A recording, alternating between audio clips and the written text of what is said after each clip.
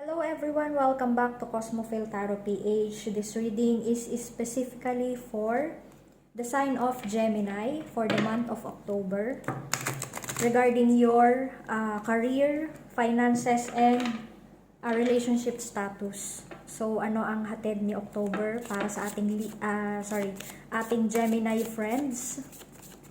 Paalala po, ito ay general reading, so we have to be open-minded.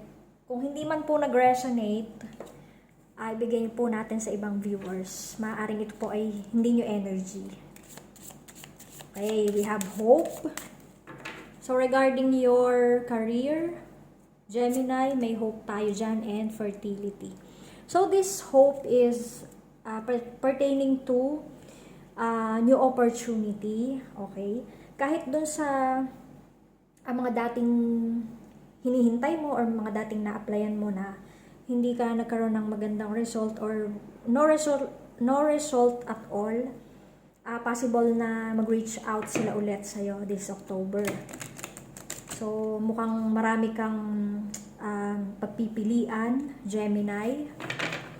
Ang daming possible na yung mga in-applyan mo dati ay ngayon lang magtatawag, ngayon lang mag-i-email. Ayan, we have fertility. So, this fertility, nababasa ko siya as parang new,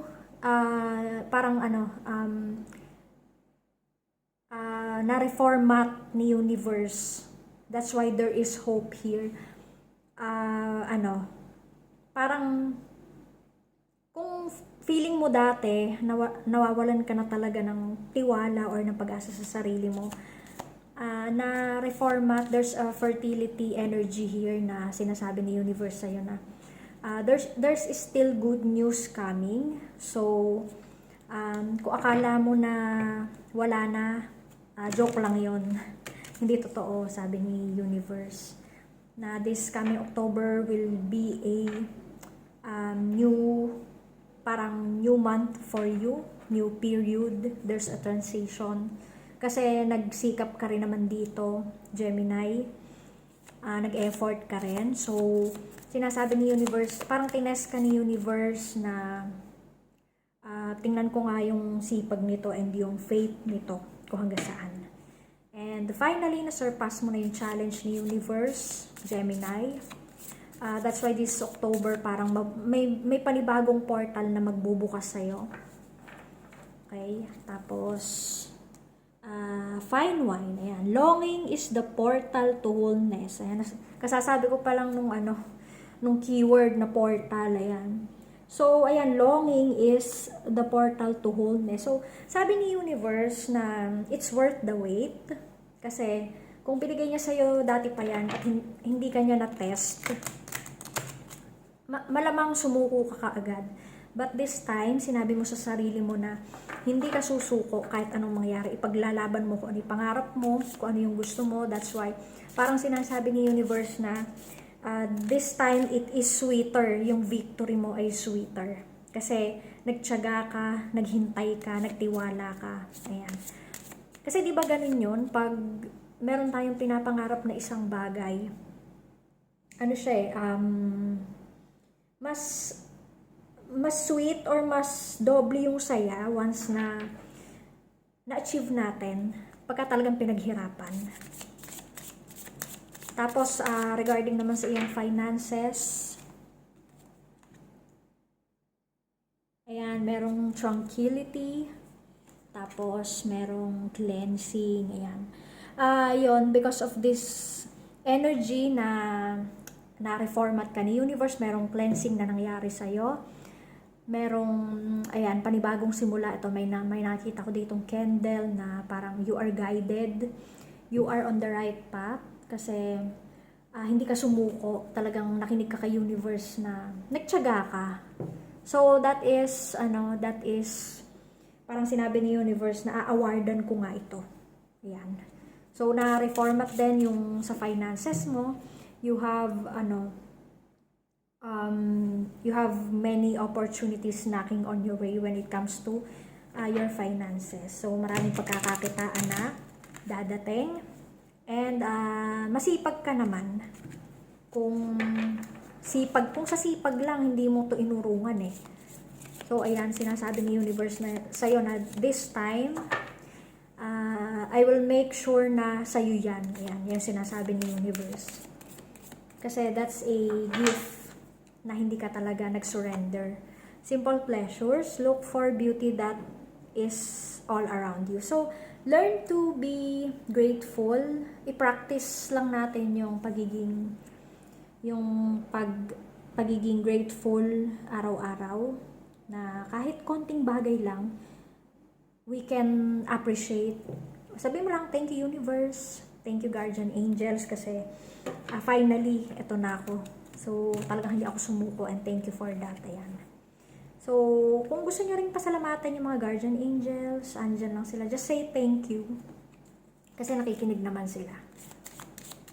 Okay, when it comes to your relationship status, meron kang the runner. Mukhang may maghahabol o may tatakasan kayo rito. Girl talk, ayan. Nafe-feel ko kung babae yung viewer, meron kayo tinatakasan dito eh. Parang ayaw nyo sa kanya, kung sino man to. Kung babae kayo ha. Pero kung lalaki kayo, meron din naman ditong nagpapakita ng interest sa inyo na babae, chinachat-chat kayo. Pero ayaw nyo. So, may tendency na tatakbuhan nyo siya. Meron din ditong girl talk, ayan. Mag-spend muna kayo ng times na kasama yung barkada, yung best friend. Kung gusto nyo takbuhan to, mga barkada yung takbuhan nyo. Yan. Tapos, ayan, clock. Huwag kayo masyadong magmadali. Kasi, kung may maghahabol, kung nakukulitan man kayo, o kung kayo yung naghahabol, it will take time. Huwag nyong madaliin. Because there is this mask. Kasi yung naghahabol na yan, hindi mo sure kung sincere yan or kung totoo ba yung kanyang feelings. Yung iba dyan, ang gusto, parang flirt. So, iwas kayo sa ganon. Ano pa po? We have blessing in disguise. Yan. What appears to be a problem is actually part of your answered prayer. Ayan. Kung ano man yung problema na sa tingin nyo ay bakit naman kasi hindi natapos to, bakit ayan na naman, meron na naman akong ganito, bakit hindi na maayos, gano'n. Actually, siya, redirection eh. Yan. Siguro ito yung na-feel nyo, kaya dito may hope. Okay, may hope kasi parang feeling nyo paulit-ulit na lang, lagi na lang akong nag-e-effort, lagi na akong naghihirap, pero bakit ganito pa rin. But now, this coming October, yan, may hope na ibibigay na ni universe sa inyo. And yung lesson na makukuha nyo ron is talagang lahat ay blessing in disguise. So, planado yan.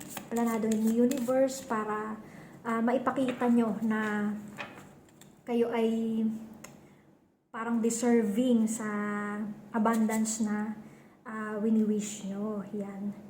Daydream. You will more easily hear and receive our messages if you daydream regularly. So, yung mga guardian angels, andyan lang siya. Okay? You can say thank you. Tapos, eto pala. Any feelings, visions, or ideas as if you were watching a movie. So, yung iba sa inyo mahilig lumipad yung isip. Okay, yung iba lang. And parang binivisualize nyo kasi yung scenario na paano kaya kung nagkaroon na ako ng bahay, ayan, nabili ko na yung bahay, meron ako sasakyan. Actually, that is a very powerful way of manifesting. Yung talagang tinitingnan nyo or pinifeel nyo na yung inyong success. Ayan. Tapos, meron ditong joy. So, the last message from our guardian angels, ayan, joy is the highest energy of all. It's the magical sense that everything is possible. Ayan. So, keep on dreaming, keep visualizing kasi parang magta-turn yan into reality. But, yun nga sabi, kung ano man yung challenges na na marireceive nyo or dadating sa inyo, take it as a blessing. Huwag kayong ma-frustrate doon, but look sa brighter side noon. Kasi nasa likod noon, parang success. At saka mas, 10 times siyang mas masaya sa pakiramdam once na na-achieve mo yung abundance or yung manifestation, kung ano man yan na hinihiling mo. Okay, yun lang po. Maraming salamat.